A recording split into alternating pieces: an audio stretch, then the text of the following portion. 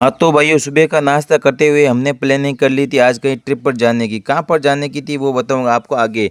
तो बाइक लेकर हम तीनों निकल गए अपने ट्रिप की। और ट्रिप कहाँ थी? वो थी हल्देश्वर, जिसको बोला जाता है राजस्थान का मिनी माउंट आबू।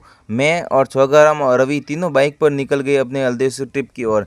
जैसे जैसे बाइक पहाड़ों के बीच में जा रही थी, वैसे वैसे ठंडी हवा आ रही थी। तो भाइयों, ऐसे ट्रिप पर जाने पर मुझे एक ही बात याद आती है कि सफ़र का मजा लो, मंजिल में कोई मज़ा नहीं। तो ट्रिप पर जाने के लिए खाली बाइक और दोस्तों से काम नहीं चलता है, गाड़ी में पेट्रोल भी डलवाना पड़ता है। तो पेट्रोल डलवा कर हमने गाड़ी को रास्ता में रोका और नाश्ता पानी किया।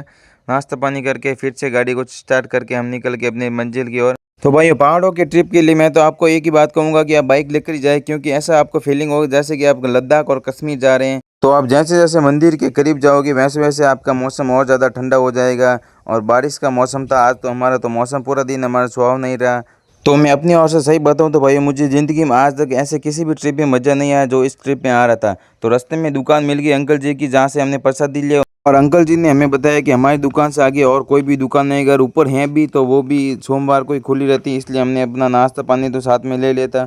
और पहाड़ों के ऊपर हम चढ़ाई करें और अपना वीडियो शूट वगैरह ना करें तो ऐसे हो ही नहीं सकता। तो हमने तीनों ने मिलकर अपनी अपनी बारी बारी रील बनाई।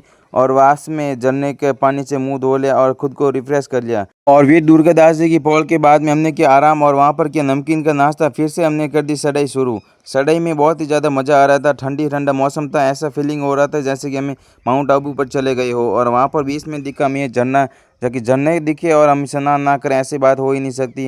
इसलिए हम चले गए झरने का मज़ा लेने के लिए। पानी जरूर कम था पर मज़ा पूरा बड़ा था। तो झरने में नहाने के बाद में और ज़्यादा भूख लगी थी, इसलिए हमने आधा पैकेट बचा के रखा था, क्योंकि हमें मालूम था कि आगे जाकर हमको जोरदार भूख लगेगी। तो ये झरना बना हुआ है एक पहाड़ के ऊपर, जिसको क्रॉस करके हमें ऊपर आना होता है। और यहाँ से स्नान करके हम सीधा गए मंदिर। मंदिर आते ही यहाँ पर एक और अलग ही अलौकिक सुख और सुमन था। तो इस मंदिर को श्रावण महीने में पूरा सजा धजा कर रखा जाता है। और मंदिर के पास वाली ऊपर वाली पहाड़ी में चढ़कर देखा हमने ये भी बड़ा सा कुंड, जो कि कहा जाता है कि पिछले साल इसमें एक व्यक्ति की मौत हो गई थी। आप भी ऐसे खतरनाक कुंड में नहाने की कोशिश ना करें, आप अपनी जान ना गवाएं। ऐसे कुंड को देखकर ही आनंद ले। पहाड़ी के ऊपरी छोर पर बैठकर हमने यहाँ के एनवायरनमेंट को फील किया, यहाँ के ठंडी हवा को महसूस किया। फिर हम चले गए मंदिर में नीचे प्रसादी लेने के लिए। प्रसादी में यहाँ पर दाल और रोटा बने हुए थे। तो प्रसादी लेकर हम आ गए नीचे। नीचे आने पर हमने ये पास में देखा कि ये कुंड बना हुआ था, जो कि हमारे नज़रों में नहीं आया था। और ऐसे कुंड को देखे नहाए नहीं, ऐसा हो ही नहीं सकता। फिर आगे हम अपने दोस्त के न्यू कैफ़े में, जो कि बना हुआ सिवाना में, और यहाँ पर खाई हमने आके पानी पूरी।